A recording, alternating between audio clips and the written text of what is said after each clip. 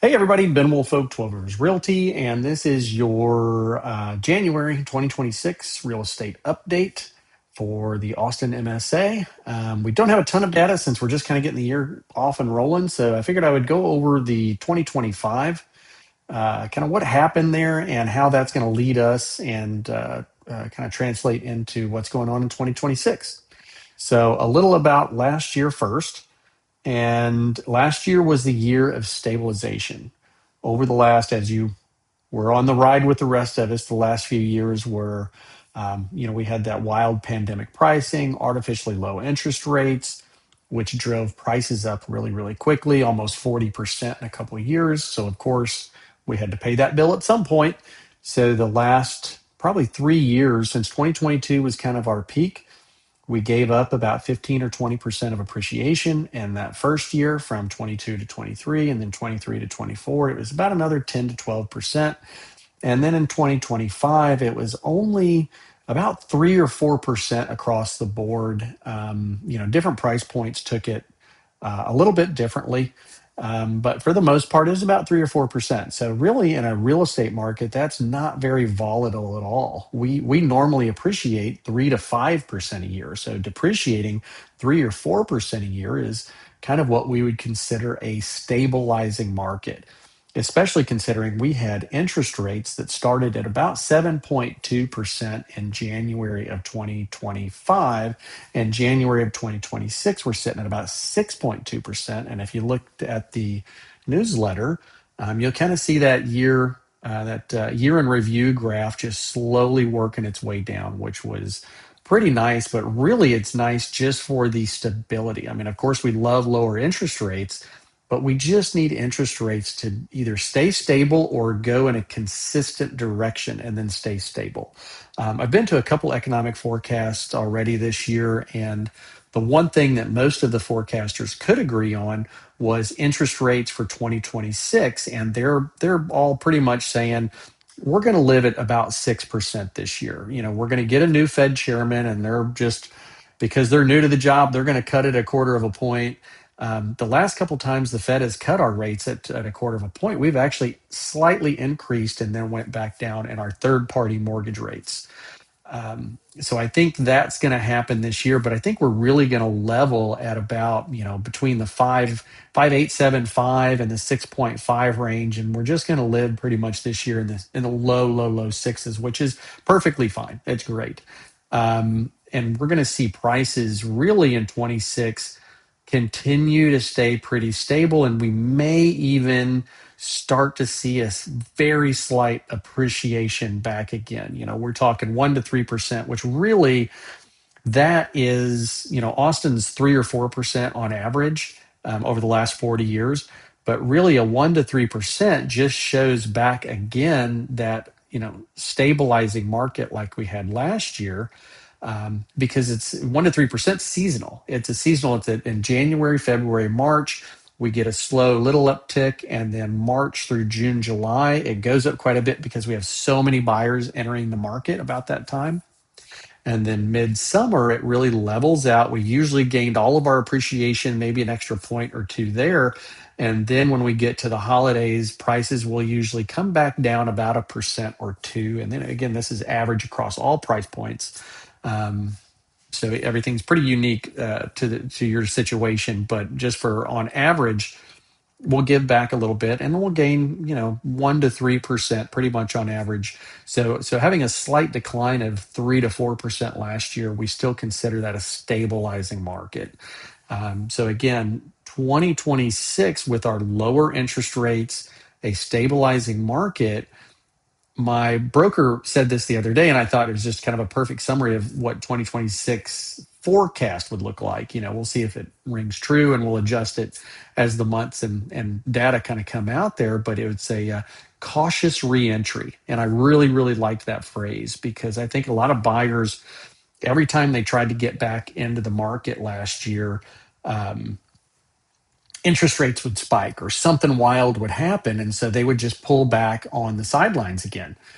This year, I think interest rates are going to stay level enough. People are kind of, for better or worse, getting a little bit used to the little wild ride that we're on right now.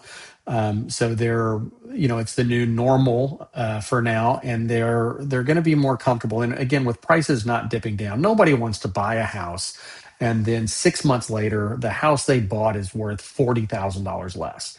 So since we saw stabilizing prices last year, I think people are a little bit. There's more consumer confidence. They're a little bit more comfortable buying a house this year, thinking, well, if it does go down a little bit, it's not going to be much. And then hopefully, if I keep it long enough, it'll continue back to gain a little bit more money or a little bit more value. So I think that's what we're going to see. So what's this mean for buyers, sellers, and tenants, renters?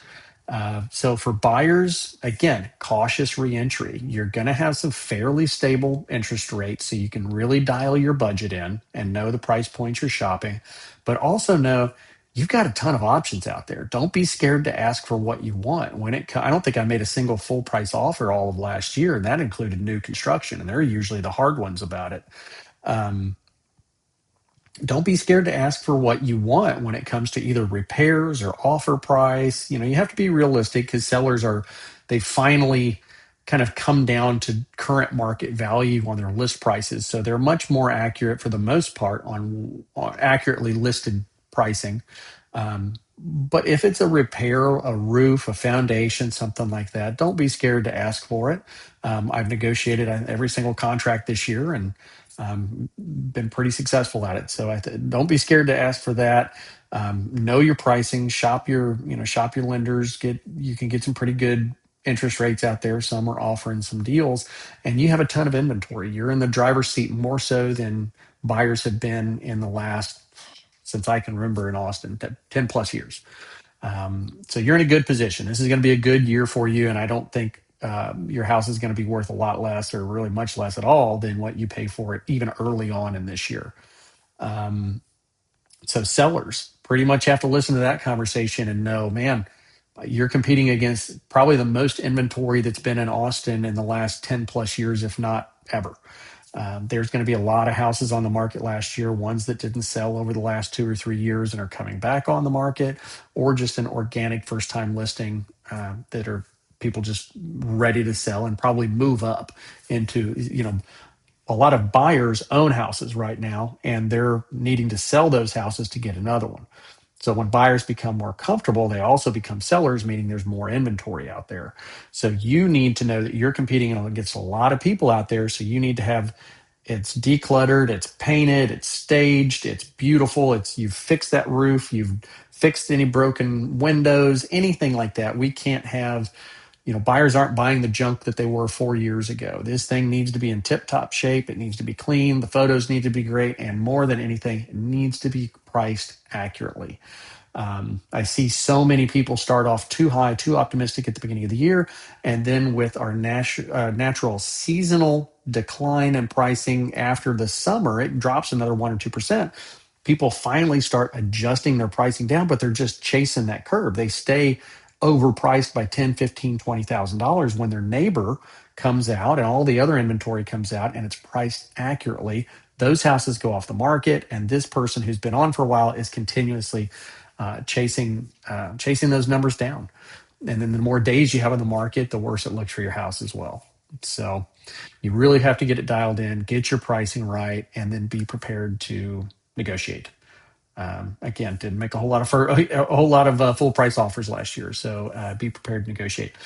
Tenants, there is a ton of apartment inventory on right now. So if unless you're just really ready to be a buyer, renting isn't a bad idea right now either. If you're only in town for a year or 2 or 3 even, then renting may be the better bet for you. And I don't say that very often. I love real estate as an investment vehicle, but if you're not going to own this house for at least, I used to say 2 years when we were getting really good appreciation, but now I'm looking at 3 or 4 years. Unless you just need to own that house for a reason, if you're going to be here for 3 or 4 years, or you're not going to control that house for 3 or 4 years or more, then renting may be a good option for you. And I don't say that often, but there's a pretty solid rental market out there right now.